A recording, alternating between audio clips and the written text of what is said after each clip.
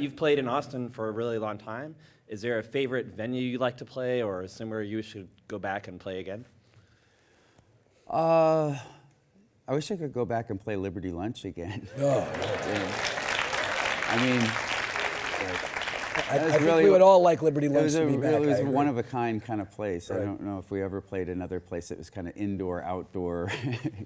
And some very memorable shows happened there. But Austin's always been like extraordinarily kind to us and welcomed us from the very beginning, and Uncle Tupelo also. But Yeah. Wilco's first show was in Austin. We played a show with a different name because it was in a really small place. But I think the first show as Wilco was here.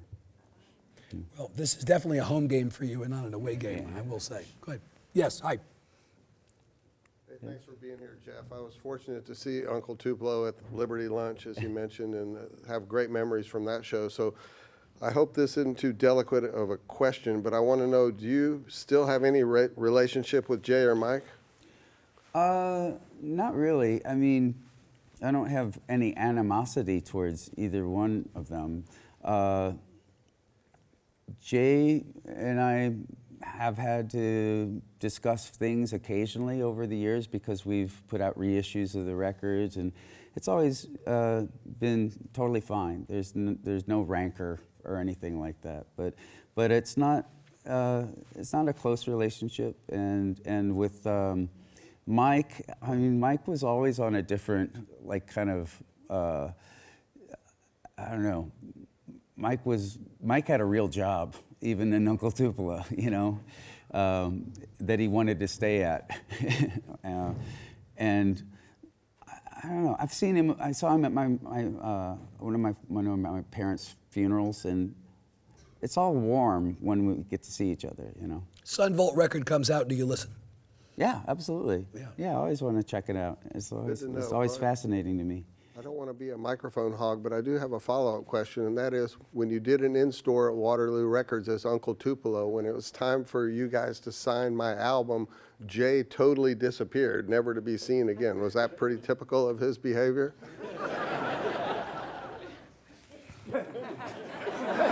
Okay, that's a great answer. Good answer. That's a great answer. Smart answer. Way to go. All right. How's it going? Pretty Look, good. it's Kurt Vile. He looks like Kurt Vile. doesn't he? I'm Oliver. Hi, Oliver. I've been to many, well, not many, but a lot of Wilco shows. As I've, oh, all right, am I good? Yeah. As I've gotten older, my dad has introduced me to a lot of your music, and I'm a guitar player, and it's been actually amazing. And I had a question about you have a very specific style of soloing, almost like I go to A Ghost Is Born immediately, at least that's what you said, almost spasmy guitar playing. And I was at the show last night, and I even saw some of it come out with your band, and I was curious, how did you grow to find like your sound in that style? And how would you recommend someone else growing to find their sound? That's a great question. Oh, thank you. Yeah, thank you for that question. I love playing the guitar, but I've never been really adept at absorbing other people's techniques. So it's kind of the only thing that comes out of me, to be honest. And I think that I've made peace with that over time and given myself permission to play like that, even though I know it doesn't sound like somebody that's good at the guitar, technically. Because I think it's emotionally pure. And I think that the whole point of playing an instrument is to only sound like yourself. And your technique is the only technique that matters, ever. Everybody can mirror someone else's technique, but if you figure out a way to say what you want to say with the guitar, and everybody knows that it's you playing the guitar, which I hope is the way people absorb what I'm doing on the guitar. I can't guarantee that, but I think that if you hear me play a solo, you might go, I think that's Jeff Tweedy. That's my goal. I think that's what you should be doing with an instrument. Okay, thank you so much. Where did you get that shirt? Did you get I got the show this last shirt night? last night at the Paramount, yeah. Yeah, nice. An excellent shirt. Hi. Hey, Jeff, I wanted to ask you a question about a song. A friend of mine was at one of your DC shows, and they said that you said that The Sign of Life was the truest lyrics you'd ever written. And I just wondered if you could explain a little bit about why you said that. Well, I say that occasionally when we introduce that song, Sign of Life, because there are a lot of little very deeply personal nuggets in that song. But the one that I'm usually referring to, which is just kind of funny to me, is, and nakedly honest, is the lyric, I hover above, buy it now. It's like,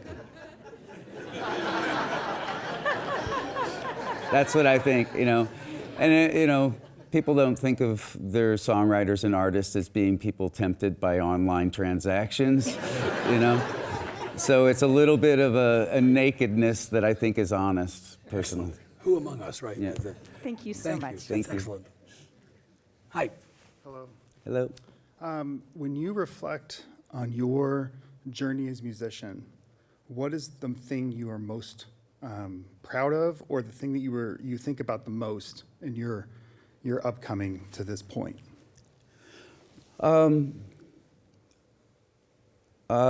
got to a certain point in my life, like a little while ago, maybe 10 years ago, and where I did, like we were talking about, I felt like all my dreams really did come true, and that's kind of crazy. And so it causes a certain amount of reflection of like, how did I end up here? Could I recreate this career if I wanted to? Could someone else do it?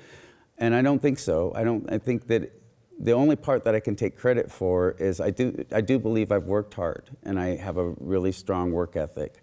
But everybody that gets to a position like mine, I think has had a certain amount of luck, a certain amount of good fortune, certain paths you took ended up being the right one.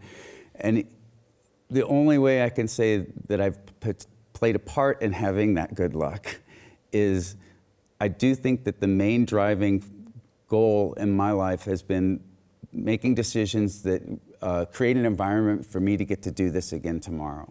And that's the main, I never wanted, I don't know, I've never made a decision based on what's the most amount of money I can make. Maybe I have made some decisions like that, but you know what I mean? Like not in the long term.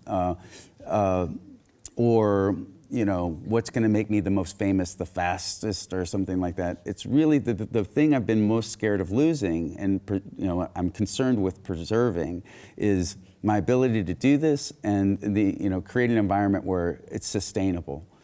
And so we've worked towards having our own studio, our own pressing plant, our own label, our own, like just working through ways to stay self-sufficient. And that's probably helped me a lot. Well, thank you. To this question of luck, what's the luckiest thing that happened to you in your career? Warner Brothers dropping us, I guess. Right? Yeah. Okay. Yeah. Right. That's an excellent answer. Hey, Yes. Jeff, thanks for taking my question. We all got to witness, I guess, about 2 decades ago, the creative process of I'm Trying to Break Your Heart in a documentary. I'm hoping that it wasn't as difficult to make this album, Twilight Override, with your family as that one was documented, but I was curious about what the creative process was like working with your sons. I was at the show last night. The sound was incredibly tight. Everything flowed amazingly for those of us who were there. I'm just curious at how that compared to that process compared to creative process that went into this album. Oh, yeah. I couldn't fire my sons. That sounds really nasty, but yeah. No, it was not. It was a total labor of love, and just to get to work for 2 years on this project with them. I respect and love their minds and how they think about music, and so it's really invigorating to be challenged. And then our extended group of people who were all on stage with us last night, who I've known all of them since they were little children, and they've all grown into these genius musicians. I think it's really, I don't know, it was just a really lovely, lovely time. It was really felt from the very first sessions for this record like we had an achievable goal that we were all clearly focused on. And that that doesn't happen for myself even sometimes. It takes a while to get to that. But this record really was laser focused for like 2 years of what it is we wanted to make and what it was going to be. And so, you know, they're just great collaborators. Congratulations, Dal. Thank you. Great. Thank you. Thanks for coming to the show. Couple more. Sir. Hi, Jeff. I'm Eric. Hi, Eric. How you doing? Doing well. Yourself? I'm hanging in there. So I'm a little late where I don't have a lot of the original pressings of your albums and stuff, but I do have reissues and box sets. And I see on those were produced with Cheryl Pawlowski. And just wanted to ask, what is it like working with someone else to put out your or y'all's music? And say who she is, please. Cheryl Pawlowski is an incredible archivist, and she works with a lot of different people's archives and puts out incredible packages for lots of different artists of their archival material. She's won Grammys doing that. She won a Grammy with us for one of them. I would go nuts if I had to do that job because she immerses herself in the past and the stuff that I don't want to spend that much time thinking about. So it's just incredible good fortune to have someone like her interested in my music and our material. She knows more about it than I do. And every once in a while I can help her answer a question. You know, she'll play something for me. Do you remember this? And I'm like, nope. I have no idea where that came from. Did you write it? I think so. Yeah. And then I'll do deeper dives into notebooks and stuff like, oh yeah, I remember it now. But those records wouldn't exist without someone spending that amount of time and love putting them together, and it would not be me. All right, that's great. Thank you. I want to say that also, by the way, I meant to tell you that this record actually, similar to Yankee Hotel Foxtrot, was filmed. A lot of it, the recording process and writing process of this record was filmed, a lot of it. So maybe we'll get to see how not dramatic it was. No plan for a documentary, though? No. None yet. Okay, 2 quick ones to end. Yes, sir. Hi, Jeff. Hey. How you doing?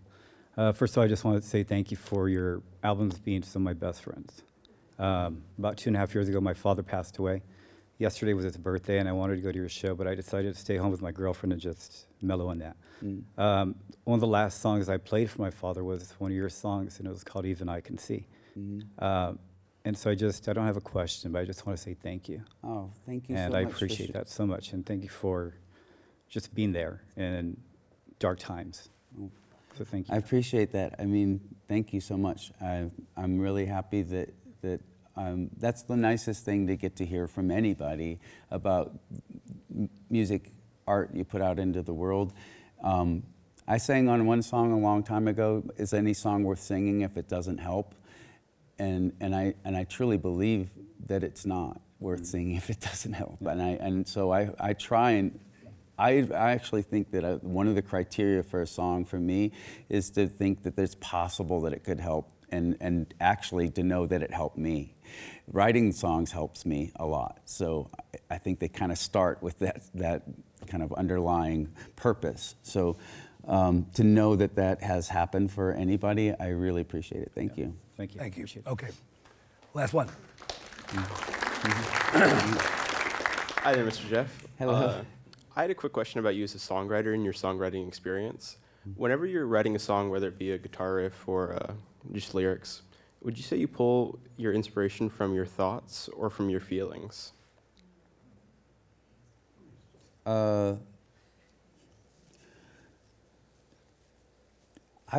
don't know. I think that there's a process that I believe in that kind of suspends thinking and feeling and allows you to identify what you're thinking and feeling. So it feels like it's maybe backwards.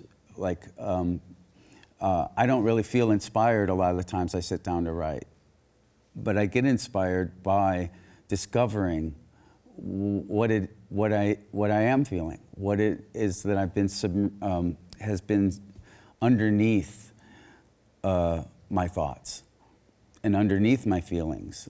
Sometimes we have feelings we don't know why. I think most of the time we probably are directed by feelings that we have not identified the source of. And songwriting is a great gift to be able to know yourself a little better. So I think that's the answer. Thank you. Yeah. I agree with that as a songwriter myself. When will there be another Wilco record? You know, we're always making music, so I don't know. Could be soon. Could be a year or so. Another thing you won't tell me. I can't tell you. Yeah. I think there's a clear idea of what we're gonna do with the next record, but it's Still a ways out. still a ways out. Okay. We are so lucky to get to spend time with Jim Tweedy. Give him a big hand. See you all again. Thank you.